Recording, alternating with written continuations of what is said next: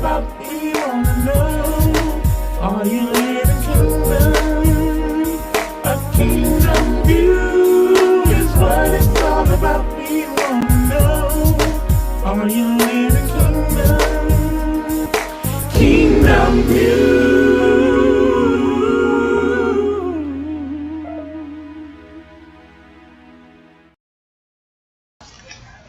Well, good evening.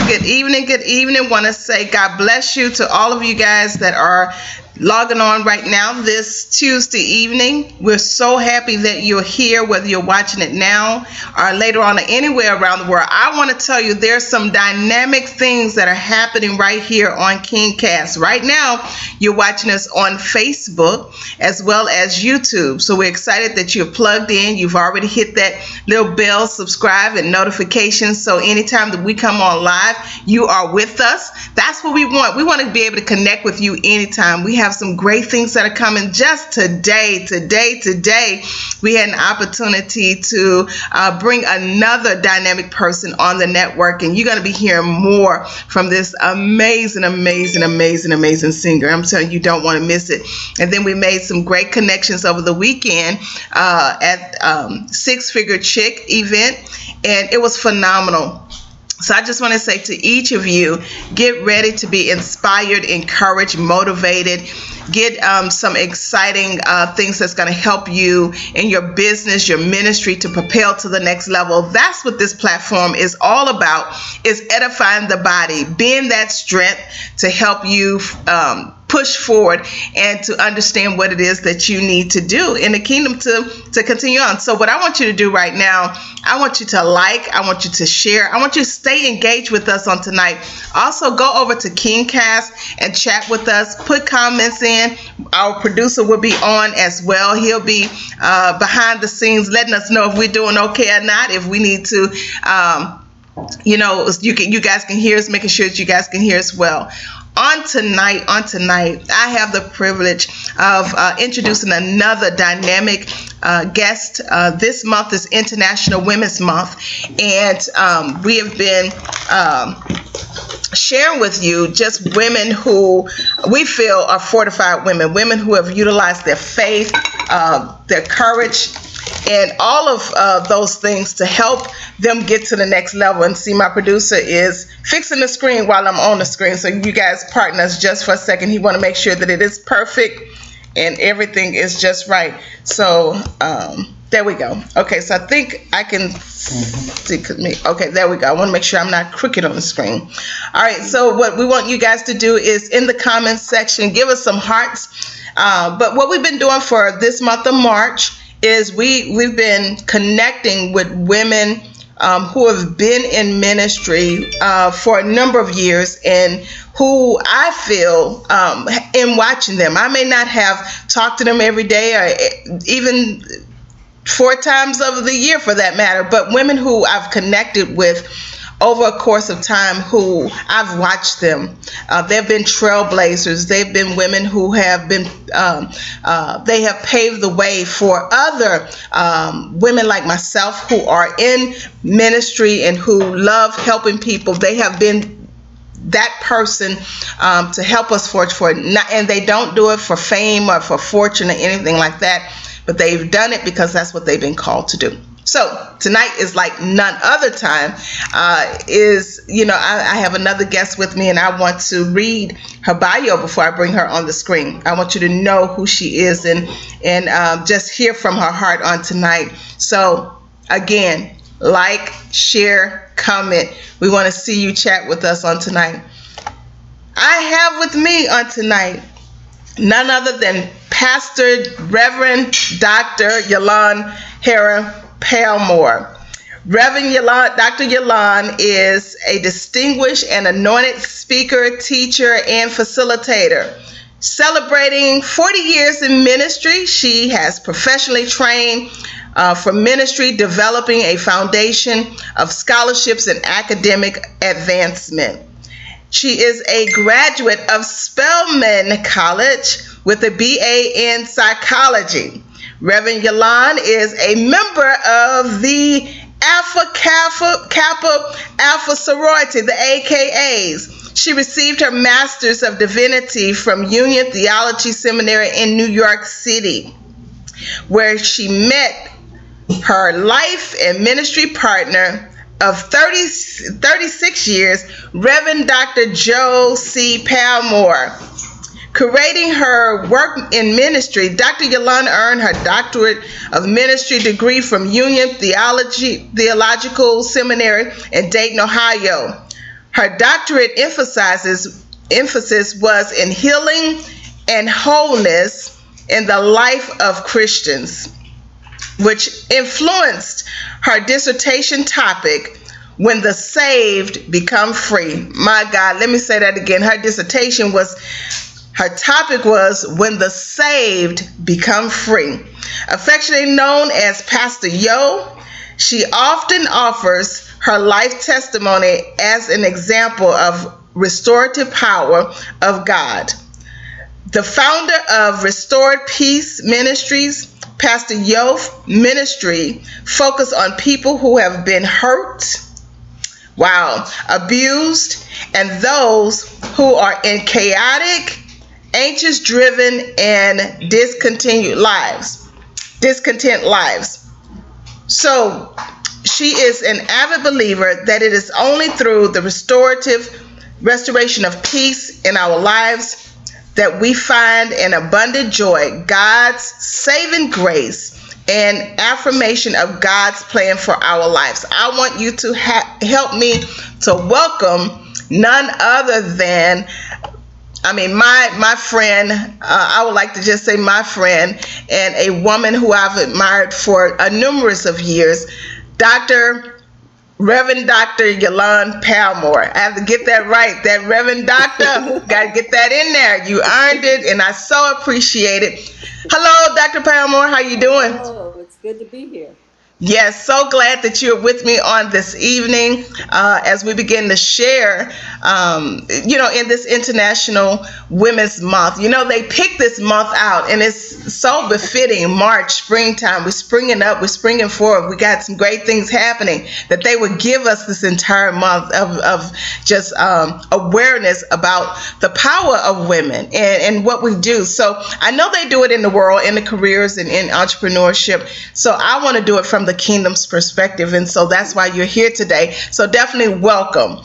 My first question to you is, tell the listening audience, who is Reverend Dr. Yolande Palmore? Who are you? Well, you gave an interesting bio, but I really am a child of God who Yes. has forged her way through a lot of different situations. I come from a background of being a preacher's kid. In fact, I preached my mother's ordination Wow. because she was not allowed to be in ministry.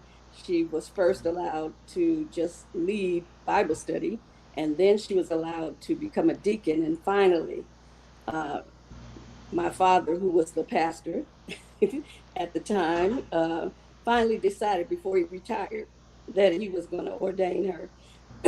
So that was my biggest privilege, to have both of my parents as ministers. But as you might know, they always say teachers' children and preachers' children are some of the worst children in the world. That's what they say. I beg to differ. There's a reason why we seem to be some of the worst in the world. But I came from a family of four. I'm the oldest from Minneapolis. What we've been doing for this month. And I thought I was going into psychology. I wanted to be a clinical psychologist. I wanted to be a Christian psychologist. Okay. And when the Lord called me, I was on exchange at Wellesley College, a junior. And I remember calling my dad and saying, the Lord has called me, and he told me I need to go back and listen and make sure that it was the Lord that called me. People often say that I was in my brother's room and I overheard the call, but no, my father was not in agreement with it for a while. But ultimately, he did license me and then ordain me. Wow. I went through a lot of situations. I married been married. It'll be 40 years this year. Wow. Can't believe it. Wow. I've been in ministry. It'll be 45 years in ministry this year. And God has been so faithful. I have a sister who is a co-pastor with her husband, and she now has started her own ministry. And I have another sister, my youngest sister, who's a musician and works at the Church Without Walls with their children. I have a brother who is now pastoring my father's church. And all of that is a miracle in itself because he never was going to go to church. And God has just wrought a real miracle in our lives. Um, I thought that I would not be in ministry. I thought I would just do a campus ministry. Uh-huh. I thought that might appease my dad more. But God, when I got to seminary at Union in New York, God was real clear with me. Um, I don't understand why, but he was very clear with me that my ministry was in the church. At the time, there were only 2 Black women that entered. It was a time when this was the first year they were letting women into the seminary in a great number. So Wow. I sat in seminary in classes all the time, hearing the brothers say, tell me why I didn't belong there. Uh, Tried to scare me away. Really? It almost worked, tried to scare me away, but God put something in me. I guess when he calls you, he also equips you and gives you exactly what you need to be Yes. able to forage through those Yeah. obstacles that may be in your way. Yeah, that's powerful, Dr. Yolande. When I think about the era that we're in, and you say 45 years ago being in ministry, I can just think, maybe 20 years ago, where it was still tough for the male gender to accept women as ministers. It was Right. coming on the scene of being, accepted, but just 25 more years before then, I can realize how tough it was for you to accept the call and to stand on the call. You talk about in the bio about your testimony. You allow your testimony to be the kind of the, if you will, icebreaker to help people understand who you are. Tell us a I'm little pretty bit. sure my ministry is born out of. I believe, as someone has said, that the area where you've been hurt and abused will be where you give your greatest ministry. Yes. It wasn't where what I would have chosen, but I am. I don't want to say a survivor, but I am a survivor of sexual abuse, incest. In fact, Wow. and it happened from the time I was 9, well, let's say 10 till I was about 16, in my own home. And it was very, very difficult at that point to really know who I was at that point. As a result of that, I had a lot of low self esteem. I'm pretty sure the weight is a part of that whole issue too. And I had to go to therapy. You know, we often say that we blame everybody else for what happened to us, and certainly it's not my Wow. fault. But Yes. I also know that at some point we have to take responsibility for what happened to us.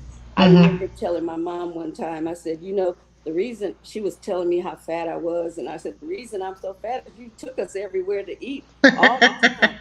And she said to me, well, I'm not feeding you now, so what's going on? So my thing was that I knew I needed to go, and God sent me some great Christian therapists who helped me to find myself and helped me to walk through the shame, the guilt, um, all of those things that followed me as a result of where I've been. Um, I was also the student government president at Spelman in '76 when they locked in the board of trustees, and I was one of the ones locked in. And I knew then, because it was so difficult, I was like, God, you must be preparing me for something Yeah. really Yeah. difficult. Little did I know it was going to be the ministry that he was preparing me for. So having gone through the experience of being broken, and now putting those pieces back together, and healing takes time. Deliverance Yes. is quick, but healing takes time.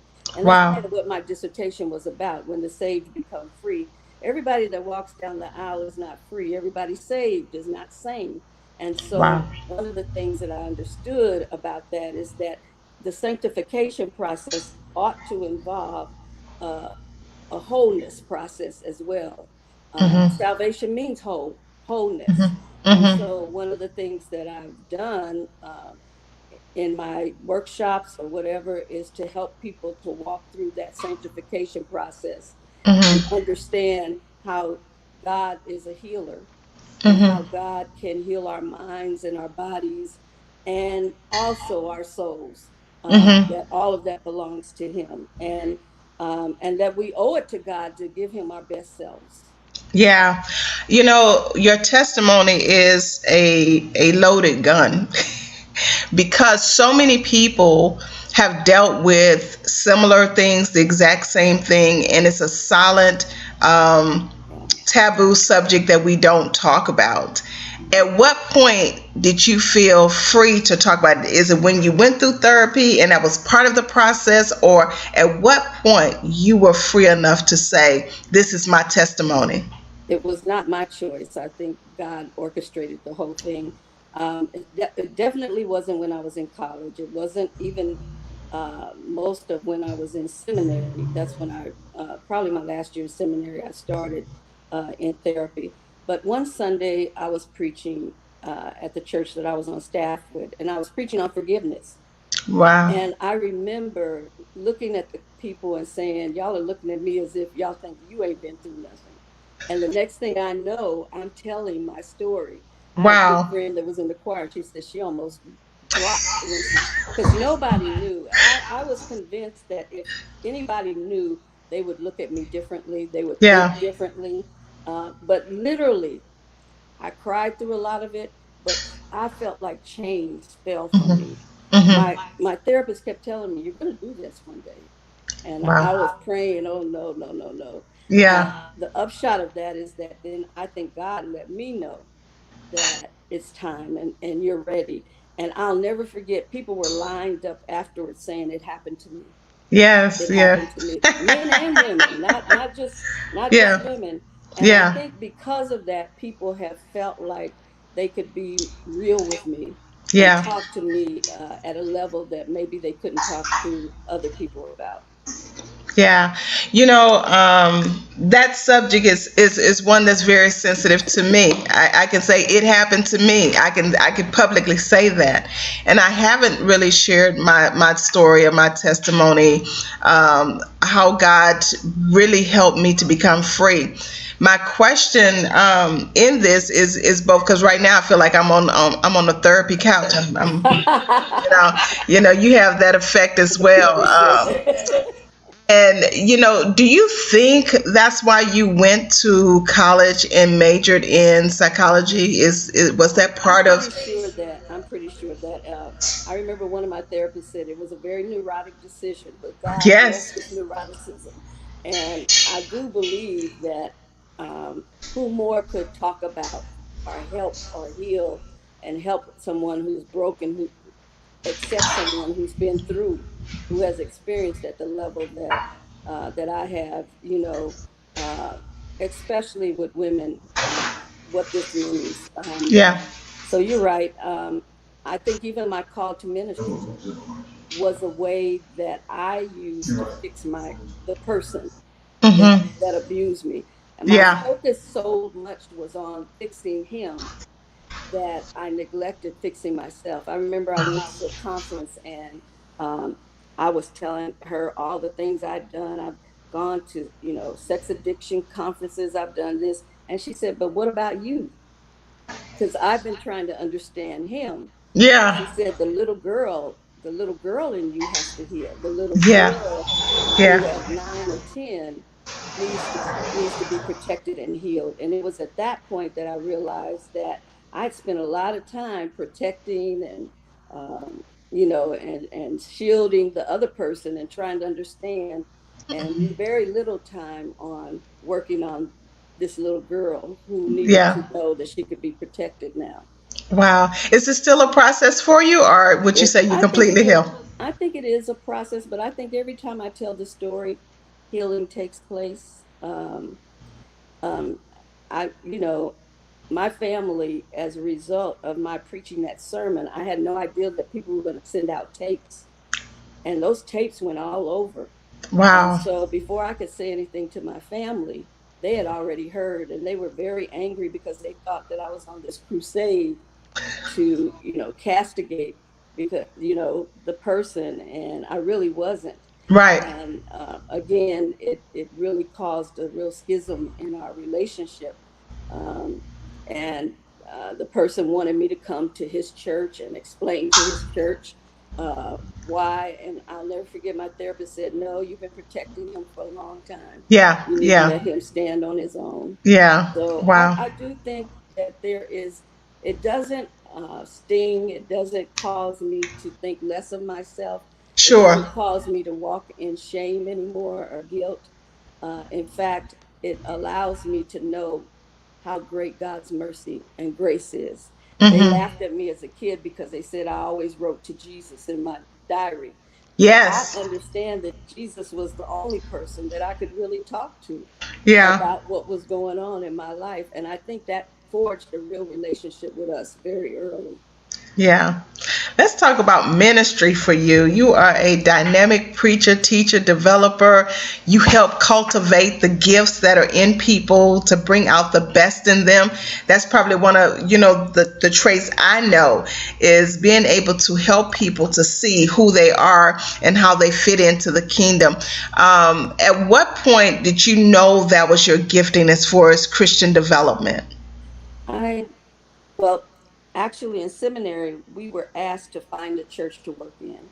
Wow. And of course, no church wanted me and the only way that I could get in is to say that I would do Christian education. Okay.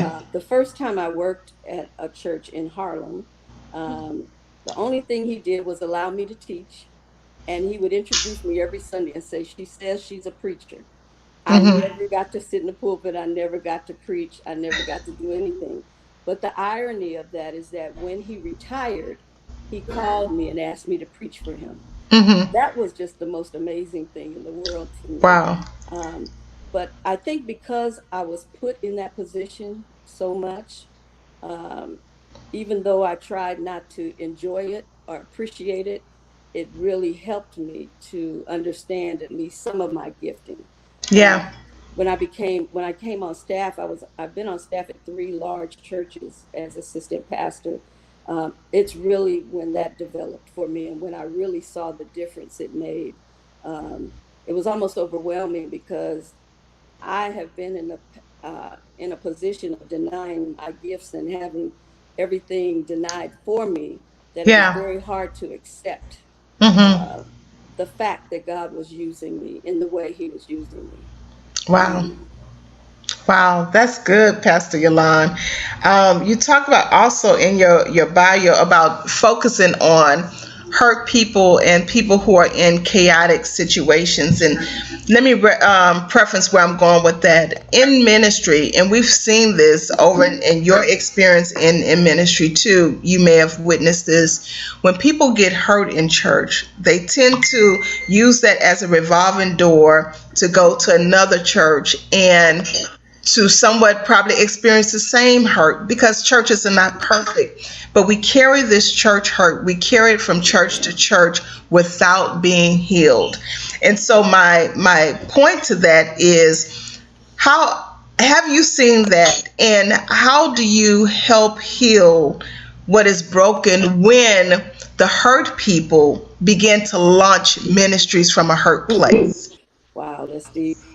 When we were pastoring, my husband and I founded a church and pastored for 17 years.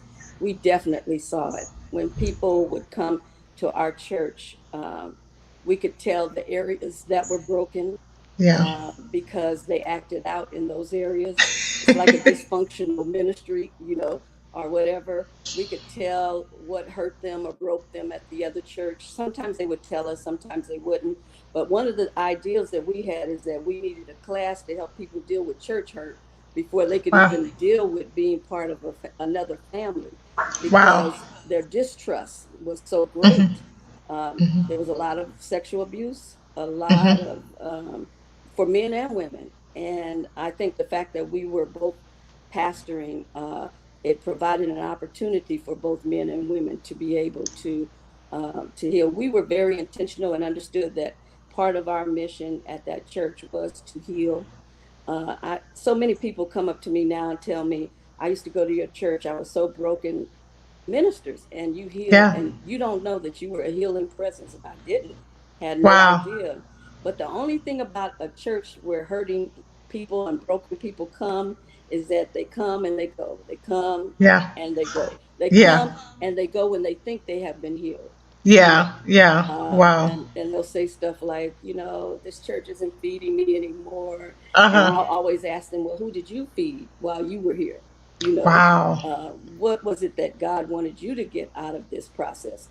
You can't make people deal with what they don't want to deal with. But I think the fact that we are open enough to bring up church hurt, even Yeah. in the membership classes, we talk about it. People always say that if they come to our church, they're gonna have to deal with their issues because that's just who we are. That's Uh-huh. just who we are. That's part of, I think, as you say, your brand. I think that's part of our brand is Yeah. that we always end up getting into the deeper issue. People will tell us, we'll go out to dinner and say, now we was just having dinner. Now you done got into it's not intentional, but it's just where God is It giving us comes the out. sensitivity to, to Wow. do that.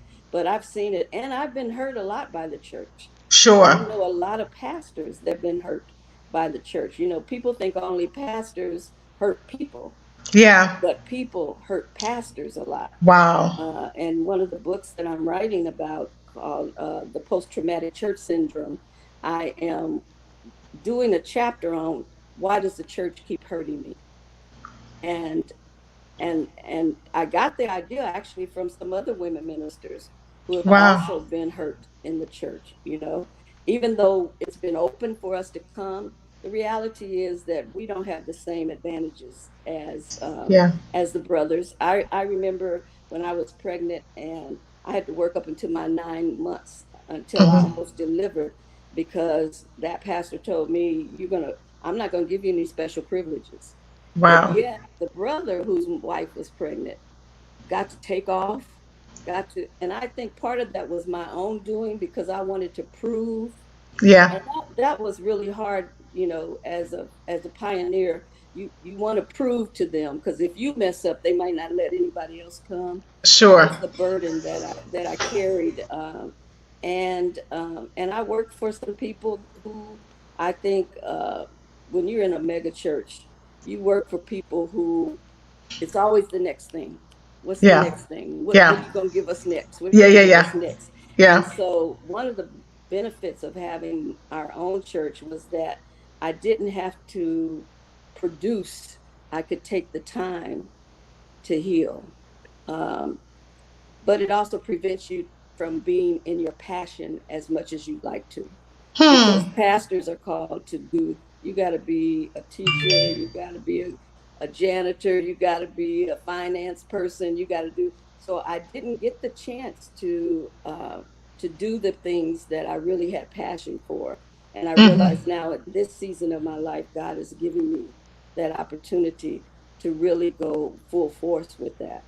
Yeah, I'm excited about that too. And as I talk to you, one of the downloads and a question to you that you probably somewhat just answered is, do you see yourself mentoring and preparing people maybe who have been in church hurt or people who are in leadership? Do you sense a mentorship apprentice program of some sort? It's interesting because my husband and I, one of the gifts that we have is training and mentoring ministers.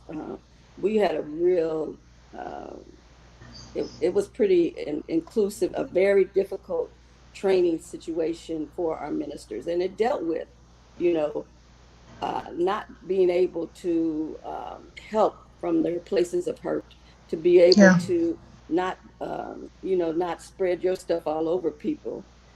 So we had to deal with their issues, even in Mm-hmm. writing their spiritual autobiographies. We had to point Wow. out things that might be potential issues, and sometimes we sent them to therapy. Mm-hmm. Sometimes they would reject what we tell them and leave and go get ordained somewhere else, which is Yeah. fine. But yes, we have felt that. I have felt that for ministry, period, my husband and I. But I also feel it for women. Yes. I really feel a burden to mentor, or, as you say, apprenticeship uh, Yes. for women. I think that Yes. the issue is, though, that I find that the young women now don't seem to feel they need that. Sure. I've been around several, and whereas I think I would be willing to glean whatever I could from this person, Yeah. it's instead I'm being told what they're doing and how, you know, and I think that they think that it's going to be easy, but I think they're learning that Yeah. those old isms are still there, and Yeah. even by women, because they've been programmed to think like, in that patriarchy view. Yeah. Wow. That's something that we have to continue to dig deeper, because I was listening to Bishop Hurt, who did a revival at our church, and one of the things that he shared, if I'm quoting it correctly, is that their coaches, their mentors, their spiritual fathers, but really there's only one father. That's right. Father. And if we don't have access to the father, because we're seeing this trend where a lot of ministers and female pastors and women in ministry are considering just coaches, and bringing people from a coaching to a consultant level, when really we got to point them back to God. Yes, I you think know that unfortunately some of us have the Messiah complex, and we want to point them to us. hmm One of the things that we try to teach is that you don't want anybody dependent upon you. You always want to point people. yes, Lord, I don't want that responsibility. No, no, and it is hmm a heavy responsibility. yes, You're yes. right. You're absolutely right. That and what I find is that a lot of ministers don't have the kind of relationship with God. They're not doing the spiritual disciplines. Some of them don't even know how to Wow. do those because we're so busy taking care of everybody else. That we neglect our own spiritual relationship with God, and we neglect our family, Yeah. in terms of that. We've said, because both of us were in ministry, that our kids would probably be on some therapist couch talking about what it was like being with us, with both of us. They definitely let us know what Yeah, they say. yeah, yeah, And I want them to, because I want them to feel like they can, that they can be honest. And yeah. we have a real burden for pastors' families. When we were hurt and rejected at a couple of churches, we had nowhere to go. Wow. And when we tried to talk to pastors, even when we decided that God was asking us to leave our church, they were not very sympathetic. In fact, they were very critical. And Wow. you don't leave your church. How do you leave a church that you pastor? And so we didn't find the healing that we really needed.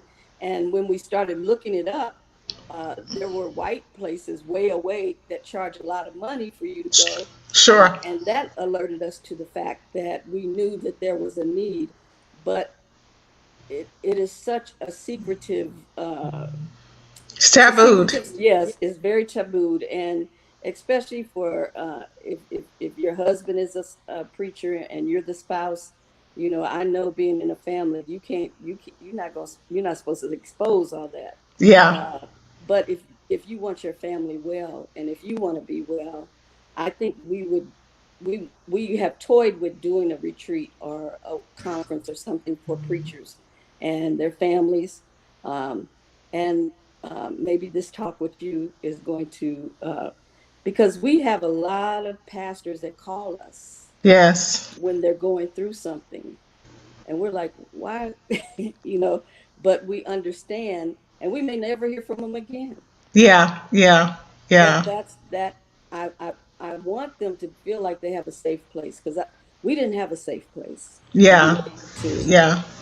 to talk and to share and to, heal, Hmm.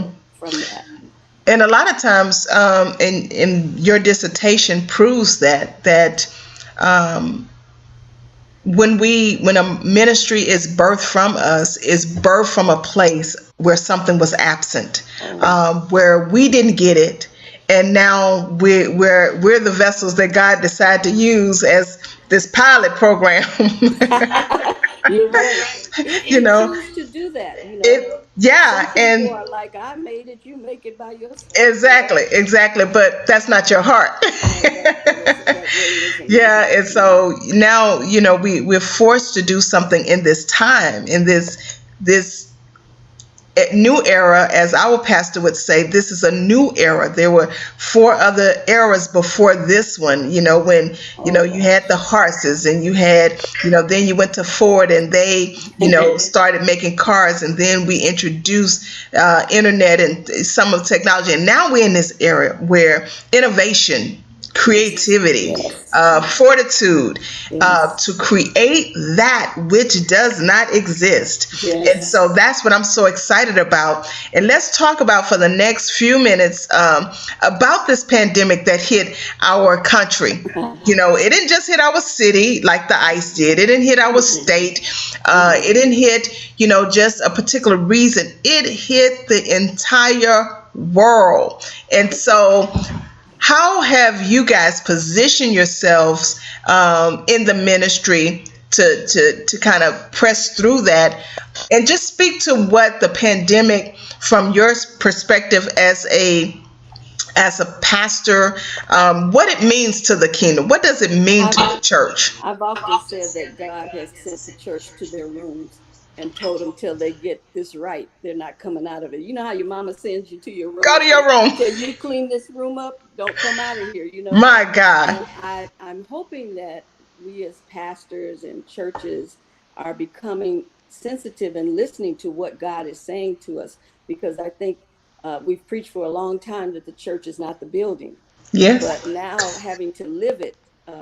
This pandemic has brought a lot of churches into the 21st century, really. Yes. Churches Real that quick. probably would have never have gone Hmm. into the 21st century. And a Yeah. lot of the anxiety, a lot of the issues that we have found uh, ourselves going through were there before the pandemic. They just are exacerbated now. They're more pronounced. Yeah. You was poor before the pandemic. Now and we have seen the issues that now we know we need to take care of. Hmm.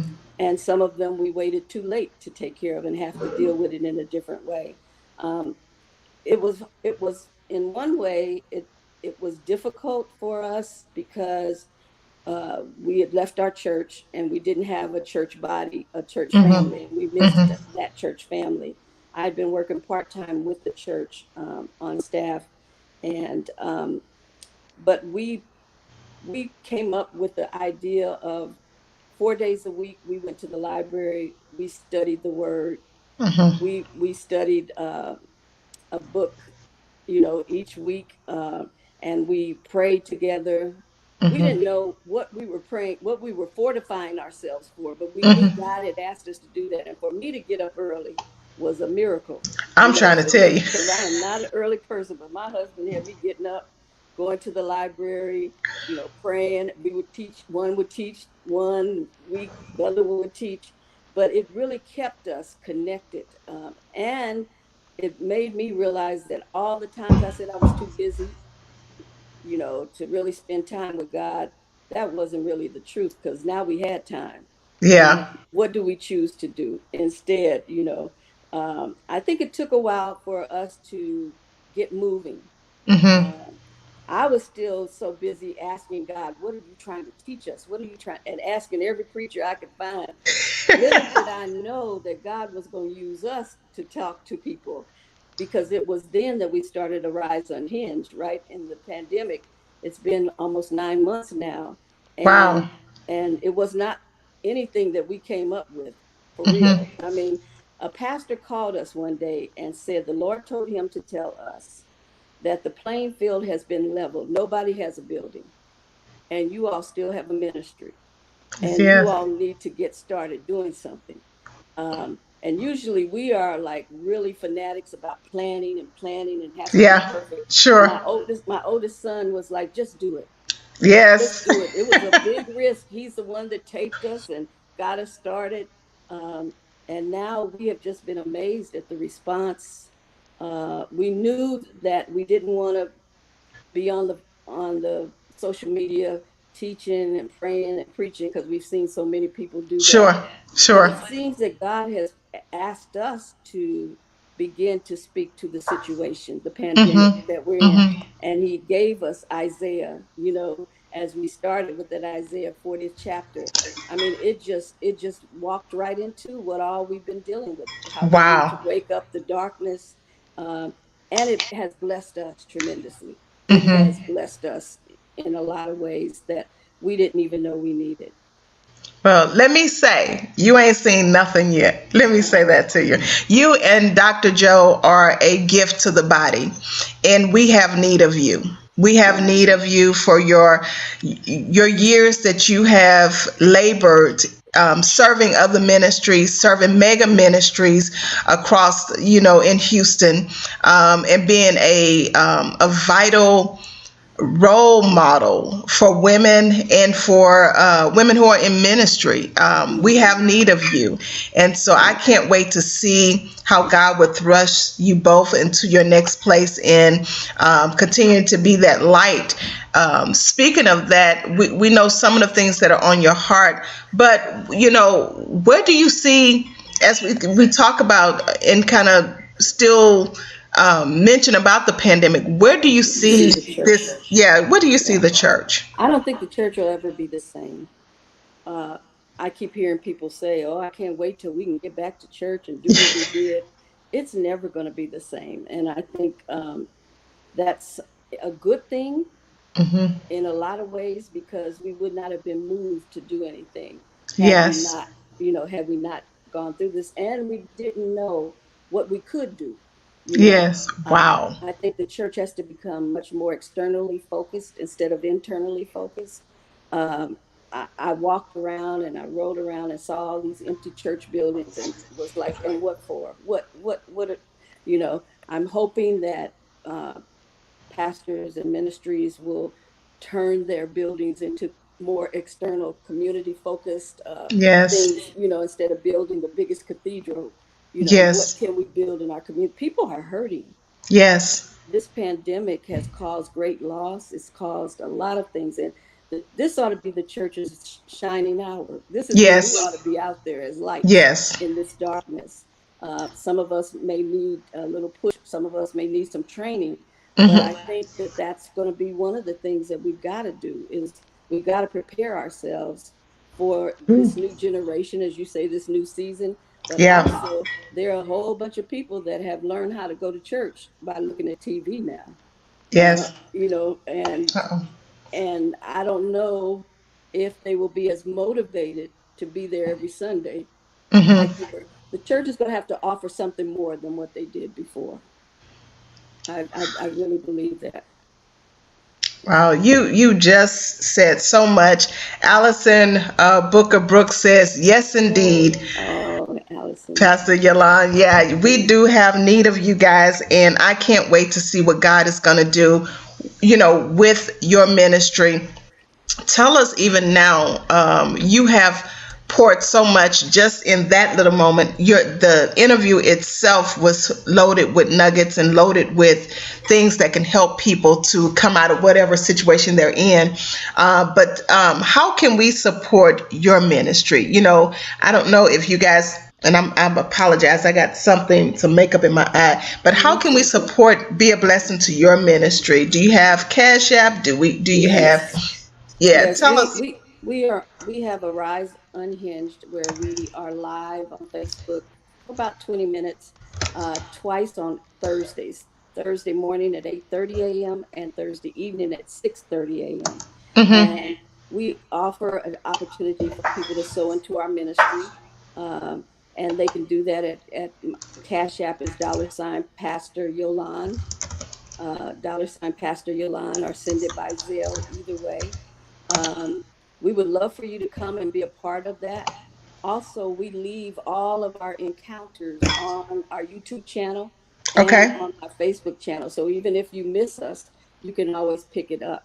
I am also with Restored Peace. I've started doing encounters with women's groups. And so right now, my sister and I have joined forces, and we are doing Moving from Survival to Revival, a 4-week Wow. session with some women at a church that has invited us to do that with their women.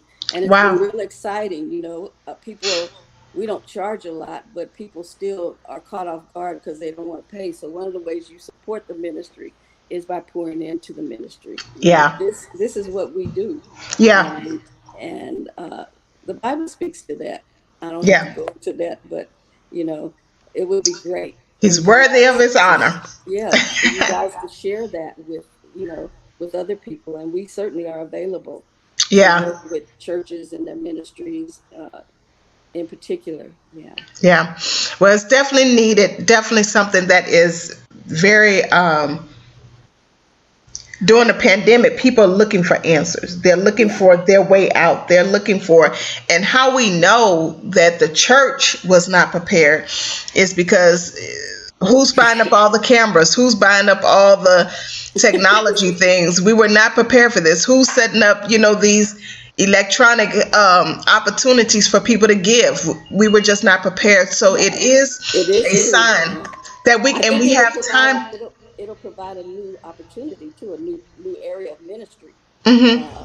People, my sister has been hired at her church to do just their e-ministry with their with their members. Wow. And, I mean, to do all of that, because most churches don't have that ability. Right.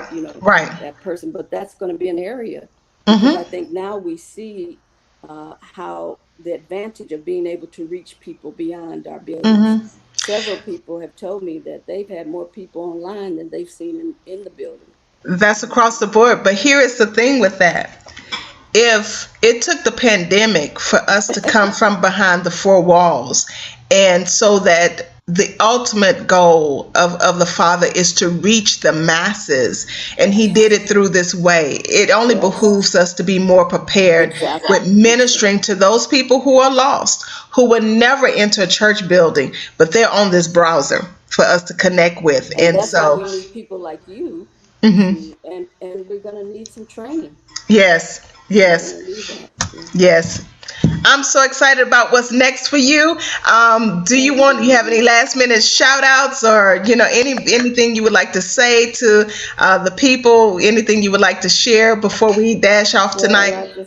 I just shout out to our Rise Unhinged family and to my Restored Peace family, and I just thank God for you, Michelle, and for the way you are pioneering through this whole technological situation and allowing me to be on this show with you. Thank you so much. Yes, we're all called to the kingdom for such a time as this. So I'm excited about what God is doing and how he's going to help us, restore. And I won't recap all of, what you shared with us, but I love what you said about what God has done. He has spanked the church and sent us to our room and told us to get it together.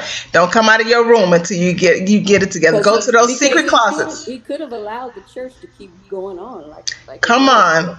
But Father, we have learned our lesson, and forgive us. We repent, and we will be better. We will do better. Yes. Thank you so much for being with us. Stand by, and we'll see you in the back room in just a few minutes. So, guys, thank you so much for joining us on tonight. I want to thank my producer, Mr. Randy Harden, for being in the chat and being always such a great motivator, helping me get it together. Allison, thank you for being on tonight. All of those that were in the chat chatting with us tonight, tonight. So whether you watched it live or whether you're watching it pre-recorded later, I want to tell you this was a dynamic conversation with Reverend Dr. Yolande Palmore. You're going to see and hear more things from them as God is pushing them and thrusting them into what I would call the ministry marketplace to help churches be better and to help them do what it is that God is calling us to do. We need those pioneers. We need those pastors and leaders who have gone before us, who have done it, who have labored 45 years in ministry. We need that knowledge. We cannot do it by ourselves and in our own thought. So guys, watch the interview, share this conversation that we had with Reverend Dr. Yolande Palmore. And hello, Pastor Joe. We thank you guys for being on tonight, and go out and have a great rest of your evening. God bless.